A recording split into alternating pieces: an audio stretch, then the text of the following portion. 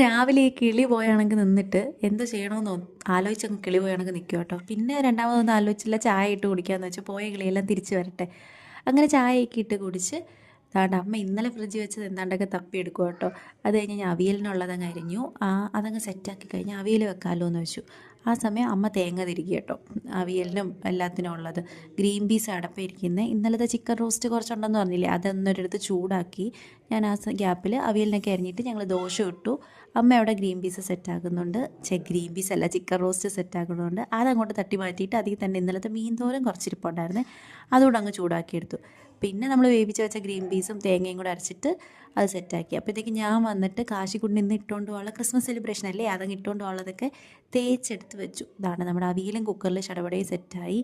ഇവന് ബ്രേക്ക്ഫാസ്റ്റ് കൊടുക്കുന്ന മേളം കേട്ടോ. പിന്നെ കുളിപ്പിച്ച് ഡ്രസ്സൊക്കെ മാറി നല്ല സുന്ദര കുട്ടപ്പനായി തൊപ്പിയൊക്കെ വെച്ചിട്ട് സ്കൂളിലോട്ട് പറഞ്ഞേക്കാം കേട്ടോ.